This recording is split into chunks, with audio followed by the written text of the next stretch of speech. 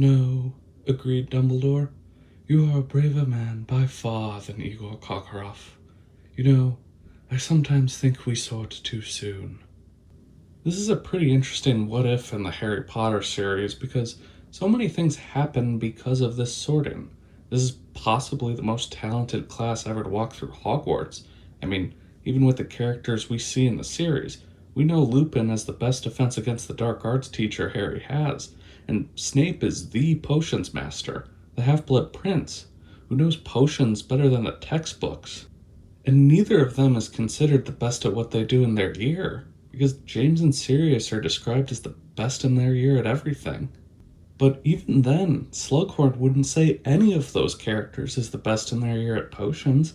He'd say Lily is, who, in so many ways, is designed to be perfect, to be great at defense against the dark arts since we see her protect Harry from the killing curse, who charms a fish that Slughorn has for years. I'm sure she'd be the kind who, whether she got 10 or 12 OWLs or not, would be great at all magic. And as much as I hate to give him even the smallest amount of credit, Peter Pettigrew manages to successfully frame Sirius for murder and then helps Voldemort create his new body. So what has to change for Snape to be sorted into Gryffindor with them?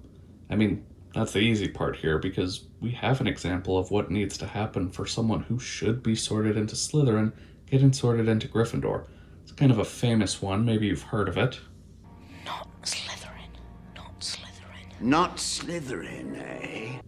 Yeah, so it's not even a huge stretch here because even though he would see James and Sirius also be sorted into Gryffindor, we know that as soon as Lily gets sorted there, if Snape was braver, he could have just asked to be with her in Gryffindor. So that's our scenario here. Snape asks the sorting hat to be put into Gryffindor, and the hat listens, seeing the potential for bravery in him that really only Dumbledore and Harry ever see. What happens next? Well, first, I feel pretty confident in saying that he wouldn't be welcome with the Death Eaters, because they may allow him to join in spite of his half-blood status in the original timeline, but I think once you take him out of Slytherin, he doesn't really ever get the opportunity to show them just how dark he is. I think it's a lot more likely that he becomes a target for the future Death Eaters, rather than being able to join their gang. But what about his life in Gryffindor Tower? Because all of a sudden he's sharing a dorm room with his 4 bullies. Even if he's closer to Lily, that sucks. The thing is, I don't really see him getting bullied as much. I mean, at first I could see it being in a haha sort of way from James and Sirius, like, hey, you thought we were brainless for wanting to be in Gryffindor, and now you're one of us too. And even then, I don't really see that lasting or being that fun for James and Sirius, or really even being done that much out of malice. But obviously Snape is still going to be an outcast in Gryffindor, but hey, there's an outcast right there with him. Remus John Lupin. I think the two of them would become the kind of buddies that Lupin may have wanted them to be later in life when they were both in the Order of the Phoenix. Which kind of makes it like Harry's dorm in his years at Hogwarts, where you have two groups of best friends, where with Harry it was him and Ron, and then Dean and Seamus, with Neville kind of in the middle, and here it would be James and Sirius, and then Snape and Lupin, with Peter kind of being the one in the middle, and come on, we all know which side Peter is going to choose. Pretty obvious. But I do think that Lupin still keeps his lycanthropy a secret from Snape, and I do think whatever it was that led to James and Sirius befriending Lupin would happen again, and given that James is seeing that Lily and Snape are friends, I think he'd want to be friends with Snape to have that in with her, and even then, I think he could just look at it and say, hey, Lupin says he's cool, so he must be okay, so he'd want to be friends with him too, I'm sure, and while Snape may be jealous and definitely wouldn't want to share Lily, and probably not even Lupin, I do think that Lupin's desire for friendship would create the beginnings of these 5 boys being friends. Which then, when they would eventually find out Lupin's secret, that he's a werewolf, would really solidify their friendship, because, you know, for as much as fighting a troll is what creates friendship, what really will do it is if you have a shared secret. So Snape joins the Marauders, which means he becomes an animagus. Maybe they all become animagi quicker with his help and learn even more about Hogwarts. What would his form be, though? The instinct is to say a bat, and there's plenty of reasons for that, but we have to remember that this isn't the Snape we've known. He's braver, and that bravery has led to him making better friends, who show him that he can be good. Personally, I'd go with a goosehawk, which is a bird of prey with shorter wings so they can weave through trees.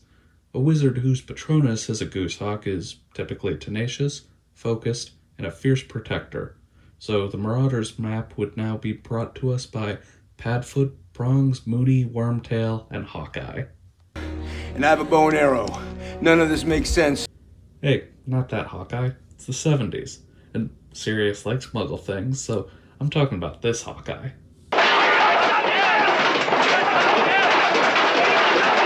Don't know how Sirius would have watched MASH, but I like to think he likes muggle things, so let's pretend he and James watched the show because I bet they would have loved it. But back to the question in the video. What does all of this mean for Snape and Lily? Would they be more than friends? Would she be closer with the Marauders sooner? Would that lead to her and James dating sooner? I don't think so. I don't think Snape being friends with the Marauders would automatically make Lily want to be friends with them, and I don't see any reason for why they would be any closer than they are in the original timeline. And, I say this because Lily doesn't like James's arrogance, and we do know that she'll still be friends with Snape even when she doesn't like his friends, because she's friends with him for a lot longer than she should be in the original timeline when she knows that all of his friends want to be Death Eaters. And when we're talking about Lily, we of course have to talk about Snape's worst memory, but that wouldn't happen here, because he is one of the Marauders. He's not going to get picked on just because Sirius is bored. They might pick on someone else, and Lily may tell all of them off for it, but Snape's not going to call her a mudblood, so the thing that ends their friendship doesn't happen. The thing is, though, we have to think about what else could be happening in Lily's life at the end of her 5th year. This is all speculative, of course, but so is all of this video, so whatever. I think this is actually the darkest time of Lily's life, original timeline or this one. Now, we know that Lily's parents die sometime between when she starts at Hogwarts and when she and James are killed by Voldemort. We also know that Petunia leaves home in the early 70s. And her and Vernon get married by the end of 1977, and James is there with Lily, but Lily isn't a bridesmaid, so I think we can look at all of these facts to say that Lily and Petunia's parents have died by then because they're proud Lily's a witch, and I imagine they would try to get the two sisters to reconcile, and while I don't think they would, I do also think Petunia wouldn't risk making a scene, especially on her wedding day.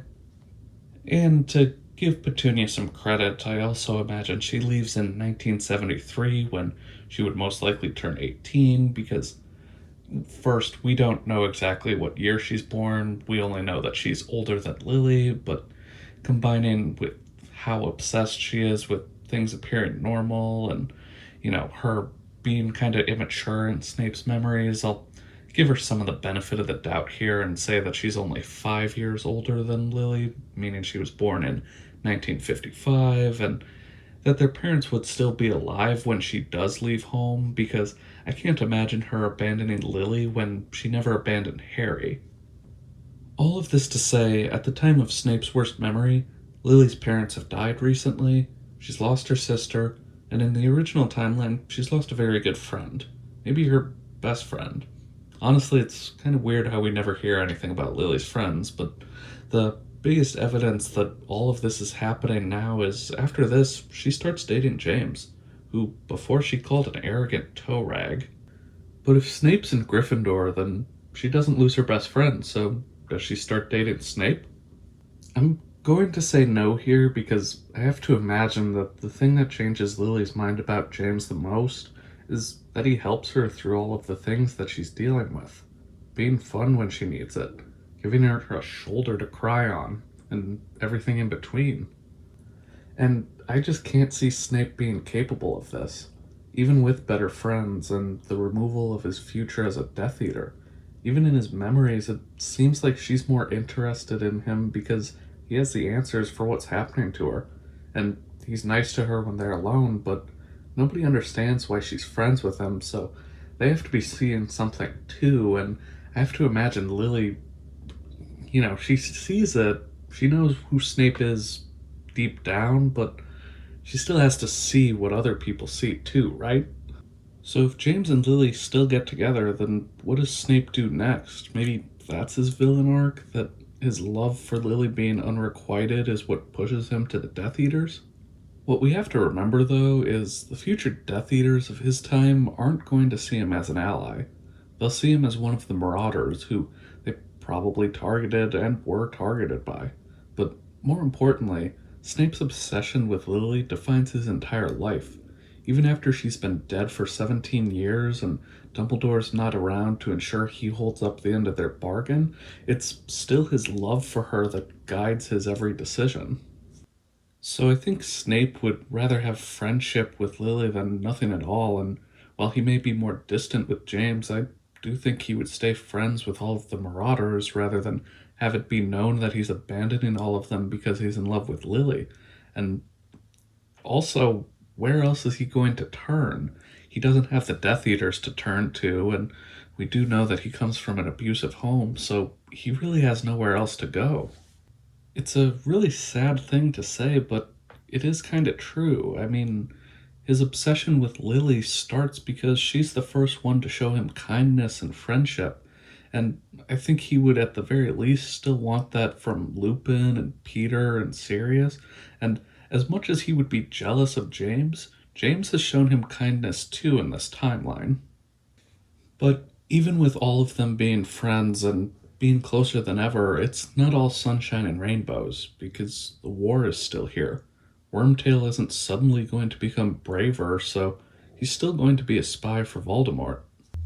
And with everything going on, Sirius is going to be suspicious of all of them, so I think we have to ask just how suspicious he's going to be of Snape, and honestly, I don't really think he's going to be, because he's mostly suspicious of Lupin being the spy because he's a werewolf, and I don't say that because I think Sirius has some prejudice against werewolves. I think it's kind of like how he is with Creature, he doesn't have a prejudice against all house elves. He just has a problem with Creature because of the fact that Creature represents his family, and he just still is very hurt from everything that happened in his childhood. And in this case, I don't think he's suspicious because of Lupin because he's a werewolf. I think he's suspicious of Lupin because of how their own side treats werewolves. So all of this to say, I don't think Sirius is going to be suspecting that Snape is the spy. I still think he's going to believe it's Lupin.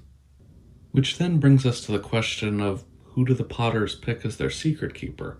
Because the idea to pick Peter is because Sirius thinks, hey, who would ever pick Peter to be the secret keeper when it could be him? He would die before he would give up the Potters, and yes, that's true, but people also know that. That's what he fears. That's why he thinks that they have to bluff. And of course, after hearing this, Lily may suggest that Snape be their secret keeper because she knows that he would die before he would give her up.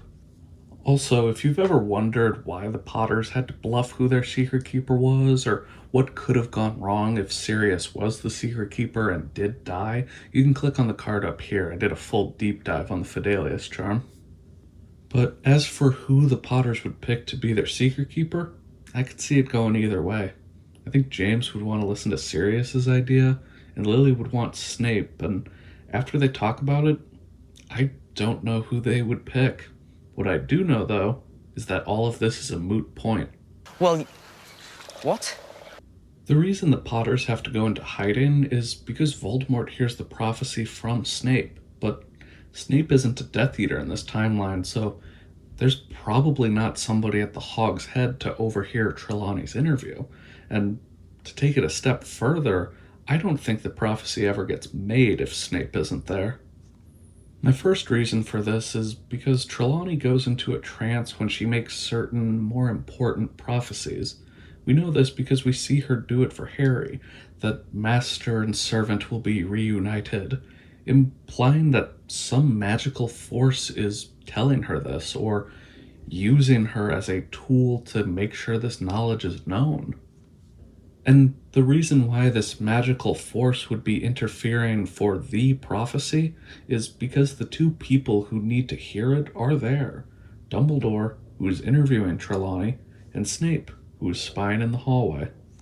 And this isn't the only time where we see divination being used where specific people are in a specific place, because Bane is furious with Firenze in Harry's first year for interfering with what Bane believes is foretold, that the final confrontation between Harry and Voldemort will happen in the Forbidden Forest, and Hagrid will be there too.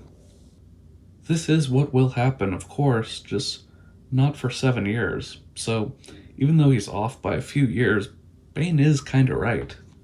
The road to maturity is a long one, Joshua. Ah! God damn it! Who put that there? And even if the prophecy is made and Dumbledore is the only one who hears it, it doesn't matter because the prophecy only matters because Voldemort thinks it does. You can click on the card up here for a more in-depth explanation of prophecies too. I know I was kind of touching on some things, but I also have a deep dive on that. For the purposes of our story today, though, we're going with the prophecy was never made. If you disagree, let me know in the comments. I'd love to discuss it, but that means the Potters don't go into hiding, so what happens in the war? Because it is not going well for the good guys. But there is some good news for our heroes with the prophecy not being made, and that's that Dumbledore doesn't hear it either, because when he does, he believes that somebody else will be the one to defeat Voldemort, so he doesn't try to do it himself. He spends the rest of his life preparing Harry to be the one to do it, but if he doesn't hear it, then he's going to be the one who tries to do the most to finish off Voldemort. So the gloves are off. Dumbledore is going all out to stop Voldemort. And I do think in his research and searching his memories and tracking down the memories of others, I do think that Dumbledore would eventually get to the point where he would say, yes, Voldemort is using Horcruxes to stay alive, even if he doesn't want to believe it, but after interviewing Voldemort, believing that it's not impossible, and at this point Voldemort has made Horcruxes of the ring, the diary, Slytherin's locket, Ravenclaw's diadem, and Hufflepuff's cup. And because he knows Voldemort's given name was Tom Marvolo Riddle, I think he'll have enough still to track down the Gaunt family and the Gaunt shack and find the ring first. And he's going to put it on, leading to his death, even if he still does destroy it. His obsession with the Hallows is his undoing. And with no other plan, I think Dumbledore does tell everyone who will listen about the Horcruxes that Voldemort may have more out there in the hopes that somebody can defeat him, even if he has no idea who it could be. But nobody knows Voldemort like Dumbledore does, not even Slughorn, and I don't think anyone would be capable of destroying them all and defeating Voldemort, and even if down the line someone is, no matter how discreetly Dumbledore tells people, it's impossible for this to not get back to Voldemort. And if he knows, he's going to put even more protection on them. And as long as Harry isn't involved, Voldemort is usually great at planning and executing his plans. Did great things. Terrible. Yes. But great. So even though we get plenty of good things in the short term, Harry and Neville both get to grow up with their parents, Sirius doesn't get sent to Azkaban, Snape gets to feel loved, even though it's not romantic love. At the end of the day, Snape needed to be in Slytherin for Voldemort to fall, which I guess means in this alternate universe, by choosing to be in Gryffindor, Snape kills Dumbledore. Oh man! Oh god! Oh man! And that's what I think would happen if Snape was sorted into Gryffindor. But now I want to shift the question to you. What do you think Snape's Animagus form and Marauder nickname would be? Let's have some fun with it, see if anyone could top Hawkeye. I also touched on prophecies and the Fidelius charm a little bit in this video. If you want more in-depth explanations, you can click on these videos here, but that's all I got for you today. So if you enjoyed, please drop a like, subscribe if you want more like this, and I'll see you next time on STV.